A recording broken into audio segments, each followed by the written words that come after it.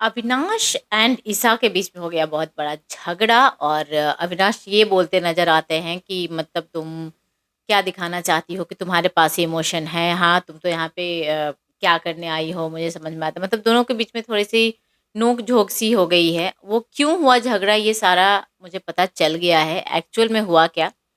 देखो ration task के just बाद दोनों में खटपट चल रही है। क्यों भई? तो ईशा का कहना है कि तुम्हारे हाथ में तो इतने बार राशन आया था, तुम उठाए क्यों नहीं? और सही बात है फेयर-वेयर कुछ कोई नहीं था। हर बार अविनाश जब भी राउंड हो रहा था, तो वहाँ पे आकर वो खड़े हो जा रहा था, चेयर को रोक ले रहा था। अब देखो म्यूज़िक कौन बजा रहा है? बिग बॉस के मेकर्स, वो सब कैमरे में देख रहे हैं कि कौन कहाँ पे है, कहाँ पे म्यूज़िक रोकना है। तो इसमें नो डाउट एट ऑल कि मेकर्स ईशा एंड अविनाश के साथ ही खेल रहे हैं, उन लोगों को ही सपोर्ट में होते हैं। जब अविनाश आके रुका है 3-4 टाइम्स अविनाश को मौका मिला था राशन लेने का। अब भाई बेवकूफ़ी तुम कर रहे हो और न जाने किस तरह का गुस्सा दिखा रहे हो। मुझे लगता है कि अविनाश का ना वो जो करण वाला चीज़ें हो गया था ना, उसकी वज़ह से अविनाश को सटक गई थी उसकी, कि करणवीर मतलब वो सारा सामान उठा के लेके गया और वहाँ पे डिफेंड नहीं कर पाए, जबकि उसको पता था, उसको था कि वहाँ पे अविनाश रहता तो बिल्कुल ही अनफ़ेयर रहता। वो था कि भई मुझे ईशा चाहिए तो चाहिए, मुझे राशन चाहिए तो चाहिए, वो सब ईशा के हाथ में राशन देता, जो कि ईशा नहीं कर पाई। क्योंकि ईशा कहीं न कहीं मतलब फेयर एंड फेयर की बातें बाद में तो करती है, बहुत ज़्यादा है अनफेयर इसमें नो डाउट। बट उसे गेम ना समझ में आया, ना वो गेम को खेल पाई मैडम। तो वो बहुत पीछे रह गया। वो चीज़ जो था ना वो उसके अंदर घाव बन रहा था अविनाश के अंदर। उसने क्या किया जितने बार खाना मिला उतने बार पास कर दिया। एक बार तो 2 बार दिग्विजय ही था उसके बगल में तो दिग्विजय को पास कर दिया और दिग्विजय क्या कर रहा था? दिग्विजय को ये गेम बहुत अच्छे से समझ में आ गया था कि ये राशन का गेम ही नहीं, ये बहुत बड़ा पावर मिलने वाला है। क्योंकि वो घर में पहले भी हो चुका है। इस बार ना टाइम का तांडव नहीं, राशन का तांडव चल रहा है। जिसके पास खाना रहेगा, अब ऑब्वियस है कि उसके पास पावर हो गया। पावर कैसे हो गया? अब भाई पूरे घर वाले को खाना चाहिए और सबने जैसे जो जिसने अपने पास रखा है वो यही बोला है कि आकर ले लियो, माँगो, आकर माँगो, मना नहीं करूँगा। पर माँगना इज़ वन बिग इश्यू। अब इतना बड़ा ईगो कि मैं जाकर माँगूँ? ऐसे कैसे हो सकता है? नहीं, नहीं, मैं नहीं माँगने वाला।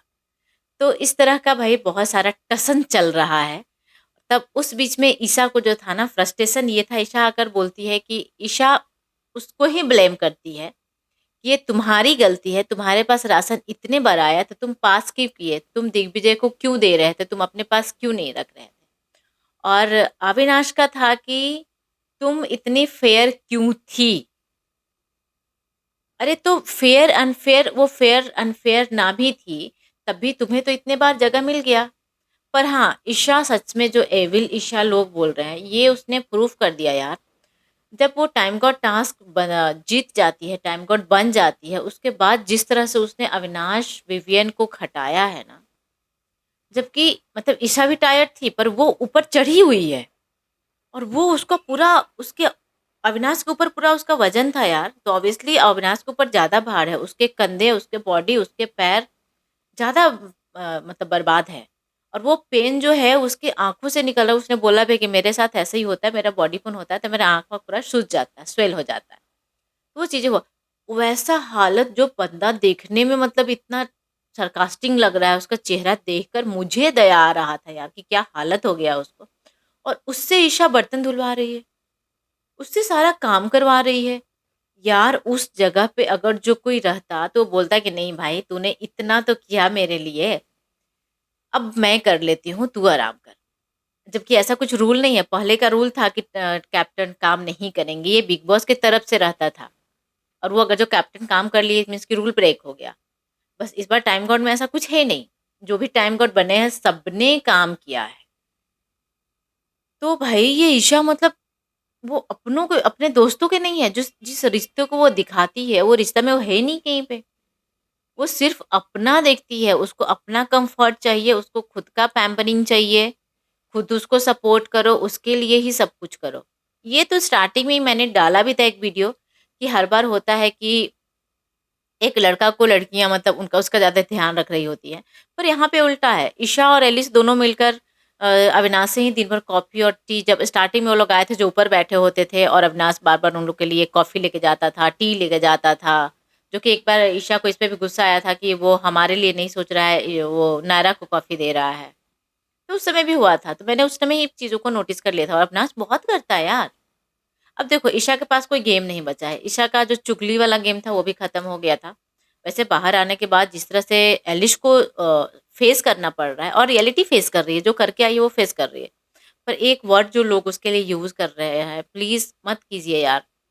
चुगली आंटी जो बोलकर उसको बुलाया जा रहा है, दिस नॉट गुड। अब उसने जो किया वही हम भी करें, ज़रूरी तो नहीं है ना। पर भाई लोग हैं, गुस्सा आ जाता है क्योंकि जिस तरह से जितना चुगलियाँ ईशा एलिस ने किया है घर में अंदर, तो जो एक चुगली वाला गैंग था, वो ग्रुप था, अब तो बिल्कुल मुझे लगता है ऑलमोस्ट टूट गया है और ख़त्म हो जाने वाला है। पर अब भाई नाम मिल गया है तो मिल गया है, अभी भी उसको चुगली गैंग ही बोला जाता है। इवन कि मैं भी बोल देती हूँ कि हाँ, चुगली गैंग में ऐसे हुआ। विवियन स्टार्टिंग से ही चुगली गैंग में वो बस है, बट जब भी उन लोगों का बातें होता था तो विपिन वहाँ पे नहीं रहता था। अगर जो रहता भी था तो वो चुप रहता था, सुनता था कि क्या चल रहा है। तो यही रीज़न है कि ईशा इतना फटी है और अविनाश भी फटे हैं। अब बाकी एपिसोड में पता चलेगा कि दोनों में क्या हुआ है, बातें कहाँ तक गई है और किस लेवल का झगड़ा हुआ है।